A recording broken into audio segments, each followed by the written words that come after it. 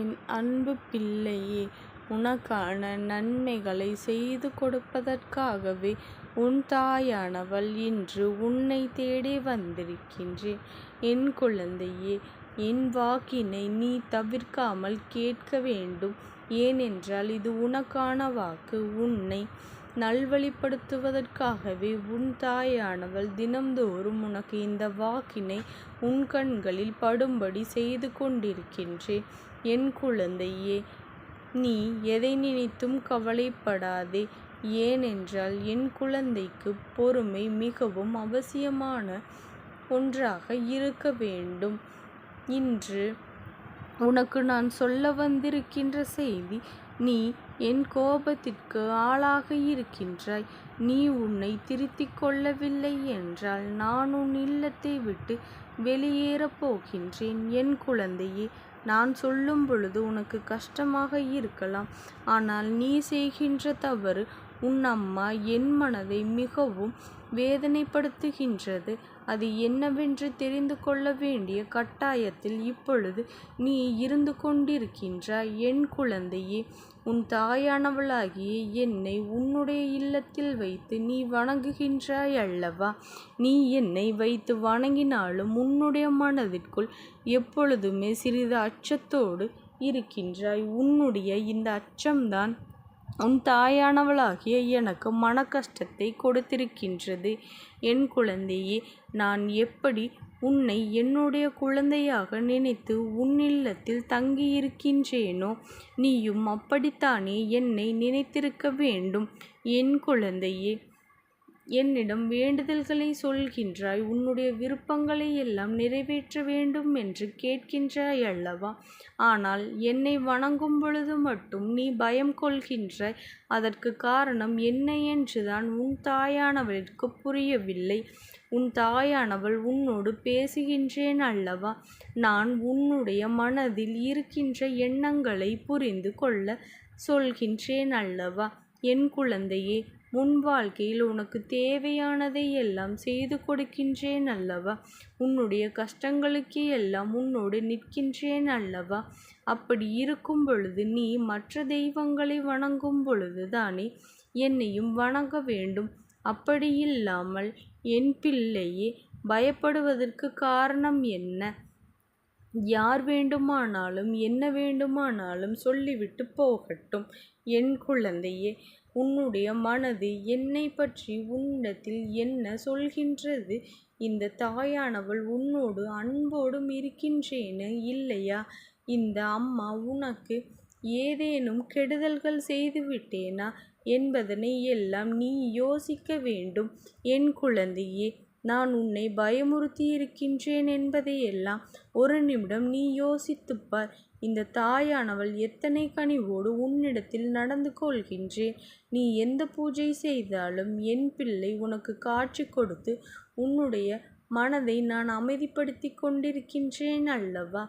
என் பிள்ளைக்கு சொல்லியிருக்கின்ற அத்தனையும் நான் தீர்த்து வைத்திருக்கின்றேன். என் குழந்தையே, அப்படியிருந்தும் கூட சில நேரங்களில் யாரேனும் உன்னிடம் வந்து ஒரு வார்த்தை சொல்லிவிட்டார்கள் என்றால் உடனே பயந்து என்னை வணங்குவதை நிறுத்திவிடுகின்றாய். என் குழந்தையே, இனிமேல் ஒரு பொழுதும் நீ இது போன்ற விஷயங்களை எல்லாம் பயப்படக்கூடாது. நான் உன்னிடத்திலேயே முழுமையான அன்பினை எதிர்பார்க்கின்றேன். என் குழந்தையே, உன்னுடைய இல்லத்தில் நான் தங்கியிருக்க வேண்டும் என்றால் அது எனக்கு அவசியம் அல்லவா? நான் உன்னை ஏற்றுக்கொண்டது போல நீயும் என்னை ஏற்றுக்கொள்ள வேண்டும் அல்லவா? ஒரு அம்மாவாக நான் எப்பொழுதுமே உன்னிடத்தில் நிற்கும் பொழுது நீயும் ஒரு பிள்ளையாக என்னை எப்பொழுதுமே அரவணைக்க வேண்டும் அல்லவா? என் குழந்தையே, நீ என்னை எப்பொழுது வேண்டுமானாலும் வணங்கலாம். எப்பொழுது வேண்டுமானாலும் என்னிடம் வந்து பேசலாம். நான் உன்னுடைய வார்த்தைகளுக்கு எப்பொழுதுமே செவி கொடுத்து கேட்டுக்கொண்டுதான் இருப்பேன். இந்த தாயானவள் எங்கே இருக்கின்றாள் என்று தேடாமல் உன் இல்லத்தில் இருக்கின்றேன் என்பதை நீ நல்லபடியாக என்னை பார்த்து கொள்ள வேண்டும். ஆனால் நான் உன்னிடத்திலேயே வந்து எனக்கு அது வேண்டும் இது வேண்டும் என்று கேட்கவில்லை. எனக்கு தேவையெல்லாம் உன்னுடைய அன்பான அந்த பார்வை மட்டும்தான். நீ என் மீது கொண்டிருக்கின்ற அந்த நம்பிக்கை மட்டும்தான். நீ எப்பொழுதுமே என் மீது அன்பாக இருக்கின்றாய் என்று உனக்கு உணர்த்த வேண்டும். அது மட்டுமல்ல, உனக்கு ஆறுதலை கொடுக்க வேண்டும். என் குழந்தையே, எல்லா தெய்வங்களுக்கும் ஆரத்தி காண்பிக்கும் பொழுது உன் தாயானவள் என்னையும் நீ மறந்துவிடக்கூடாது.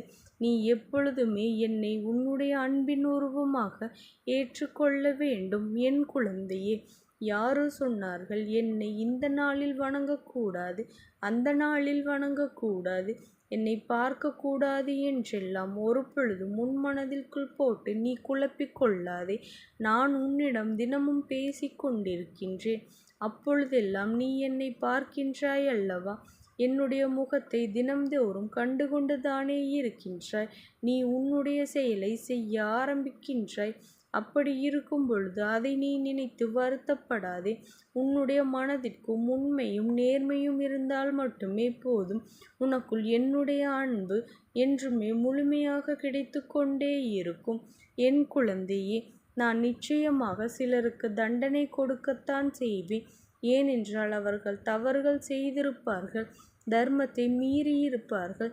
அது எப்படிப்பட்டவர்கள் என்பதை உனக்கு ஏற்கனவே நான் சொல்லியிருக்கின்றேன் அல்லவா? அடுத்தவர்களுக்கு கெடுதல் செய்ய நினைப்பவர்கள், அடுத்தவர்கள் வாழ்க்கையை அழிக்க நினைப்பவர்கள், தேவையில்லாத பிரச்சனைகளை உருவாக்கி ஒரு குடும்பத்தை கெடுக்க நினைப்பவர்கள், இது போன்றவர்களை எல்லாம் நான் நிச்சயமாக உன் முன்னால் நிற்பாற்றுவதற்கு தகுதியற்றவர்கள். உன்னை போன்றவர்கள் எல்லாம் என்னை வணங்குவதில் எந்த தவறும் கிடையாது. என் குழந்தையே, நான் எப்பொழுதும் உன் மீது அதிகமான அன்பு கொண்டு உனக்கு நல்ல ஆசிகளை வழங்கி கொண்டுதான் இருப்பேன் என்பதில் எந்த ஒரு மாற்று கருத்தும் கிடையாது.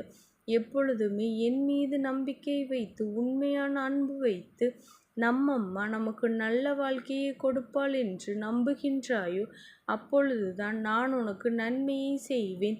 மாறாக என்னை இல்லத்தில் வைத்துவிட்டு என்னை பார்த்து பயந்து கொண்டிருந்தால் அதற்கு என்ன அர்த்தம்? என் குழந்தையே, நீ என்னை வைக்கின்ற இடம் தெரியாமல் வைத்திருக்கின்றாய். ஆனால் நிச்சயமாக உன்னிடத்தில் இருக்கின்ற விநாயகர் படமோ அல்லது விநாயகர் சிலையோ அவருக்கு அருகில் வைத்து என்னை வணங்கு. என் குழந்தையே, நிச்சயமாக உன் தாயானவள் உனக்கு எல்லா நேரங்களிலும் நல்ல ஆசிகளை வழங்குவேன் என்பதை நீ புரிந்து கொள்ள வேண்டும்.